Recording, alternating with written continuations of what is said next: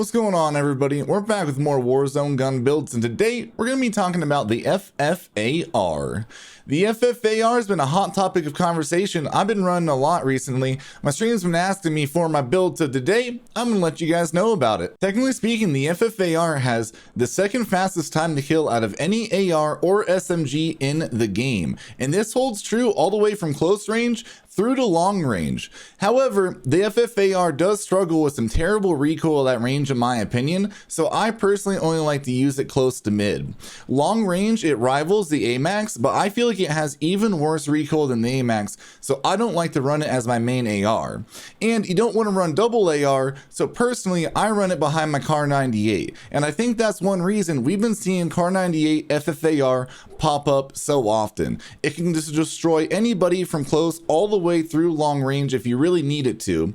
And after the DMR meta, everyone's so used to hitting people with, 1 or 2 to 3 tap headshots, people are going back to the sniper rifles for those quick knocks. However, whether you use this thing close range or for long range, it's an absolute beast. I'm going to go ahead and show you guys a couple builds for close to mid to long and kind of an all-around build. But before we do that, if you guys enjoyed the video, make sure you drop a like. And if you want to be able to come back for content every time I'm posting a video, make sure that you subscribe to the channel and you click that bell so you can turn notifications on. The first thing I want to do is show you guys the difference between two FFAR builds.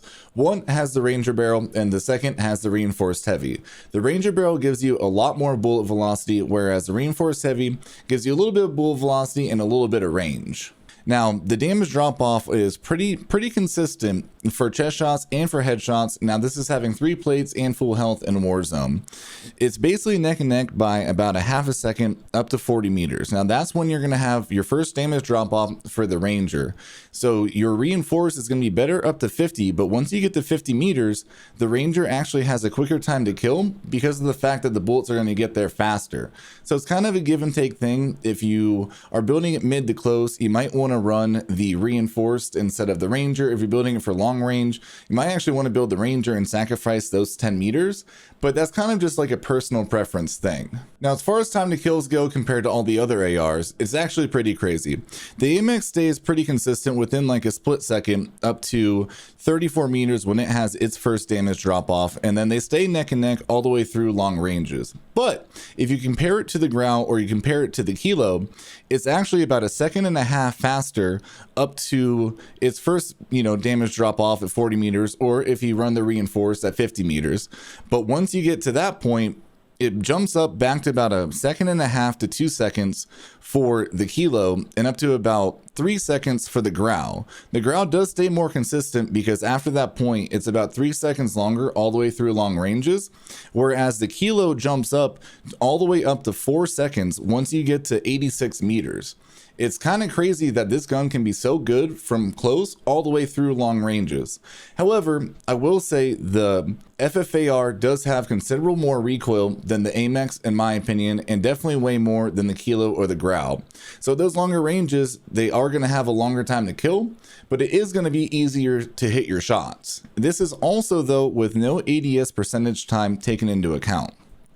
If we take in full ADS percentage time, the FFAR absolutely destroys all of these guns. I mean, right off the bat, the FFAR is going to have about 2 seconds faster time to kill than the AMX, the Grau, and then about 2.5 faster than the Kilo. And that's going to stay true all the way to about 3 and 4 seconds. I do build all these guns a little bit differently. The AMX, I do have the 3.0 VLK. Same with the Kilo. That is going to give you a longer ADS time, whereas on this specific FFAR build, I don't have a sight on it at all. If I use the one where I do use a sight on it, your ADS time is still pretty crazy with the micro reflex. The Grau though, I actually have built with the Void rear grip and then just iron sights, and it still absolutely bodies it when it comes time for ADS speed. That is a very much personal preference thing. If you are using a sight on any of those, what sight you're going to use, the additional ADS time that sight is going to have on it. But that is something that I did want to throw out there, that if you take ADS time into account and 2 people, you run up on someone else and both of you have your ARs out, it gives you such a massive advantage with the FFAR. When it comes to headshots, things are just about at the same amount of time as far as time to kill difference goes. The Amex does stay the most consistent, where it doesn't have any damage drop off, but it does stay, you know, at the same amount all the way through. The FFAR is about a half a second faster time to kill than any of these when it comes to headshots up to 40 meters. At 40 meters, they're all tied. Once they have their damage drop off, the kilo and the growl at least, at about 48 meters, it comes about a second and a half faster time to kill. And then the kilo jumps all the way up to about 3 seconds longer time to kill than the FFAR. The growl stays pretty consistent, about a second and a half all the way through. You know, once again, I personally do not like the FFAR at really long ranges because of the recoil. I'd much rather the AMAX, the growl, or the kilo. But everyone has the guns that they like, and it's definitely worth a shot. If you can control the recoil, then you're going to be one of the most dominant people in all of Warzone. Now that you've seen what it can do on the charts, it's time to find out the builds. This first build is going to be what I run behind my sniper rifle.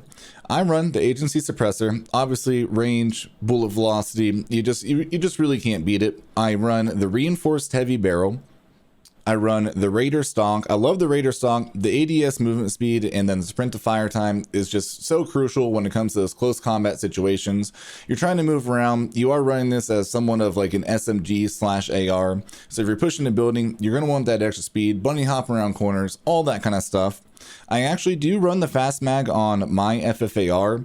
A lot of other guns, it's not worth it because of the ADS speed penalty, and it's not that much faster reload. But on the FFAR, it's, you know, almost a seventh of a second, 0.66 of a second faster reload time. You go from a 2.48 second reload time to a 1.82, and when you don't have another gun to switch to up close, that is absolutely crucial. And there's no ADS speed penalty.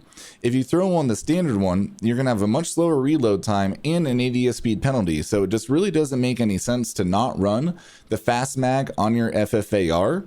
And then as far as the underbarrel goes, I run the Bruiser foregrip just because this gun has pretty much straight vertical recoil. You're right up close with people. Honestly, it's just too good of an attachment to Bruiser at 20% vertical recoil control.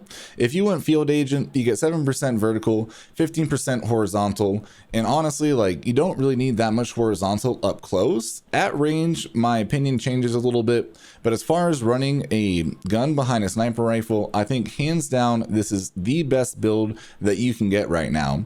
You have a fast reload time, you have the quickest time to kill in the game, you have your movement speed and your sprint to fire. This gun all around is just an absolute monster, and if you're running any type of sniper or marksman rifle, I highly recommend trying this build. When it comes to a more mid to long range build, I do switch around a few things. I do plan 120 FOV, so if I'm building anything for mid to long, I always like to have an optic on it. So I am going to get rid of the Raider stock. You don't really need as much movement speed if you have an SMG that you can switch to. So I always sacrifice the stock, and then I put on the micro flex LED. I think it's the best like red dot type sight that this game has to offer as far as Cold War guns go. And then I actually do switch out the Bruiser for the Field Agent, although it is just about vertical recoil. At those longer ranges, it does start to sway left to right quite a bit, and I prefer having that horizontal bounce help over just a straight vertical recoil control, because you do get a little bit different recoil pattern past the like 50-60 meter mark. And then I do kind of like the Ranger more. It does sound weird and it might be kind of different, but as you guys saw in the time to kill chart before, you have a faster time to kill past 50 meters than you do with the reinforced. It gives you the extra range because of the bullet velocity. Now you are sacrificing those 10 meters up close, but the half a second different time to kill past 50 meters is massive in my opinion. If you're building a gun for long range, you're building it for 50 plus meters. You're not building it for close quarters. You're gonna have a different gun out anyways. So personally, I think the Ranger barrel is hands down the way to go. However, like I said, it's a personal preference thing. You could go reinforced. You could say, oh, well, I don't think the horizontal bounce is that bad. I'm just going to stick with the Bruiser foregrip. There's a little bit different variation that you can do there. You can throw in a different optic if you want. You can keep it no optic and keep the Raider if you want. But in my opinion, I think that this is the best mid to long range build. As always though guys, if you enjoyed this video, make sure you drop a like. If you want to see more content, make sure you smash that sub button and you click the bell to turn on notifications. And if you use this gun, you build it a different way. If you like this build or there's another build you want to see me cover, make sure you leave it in the comments below.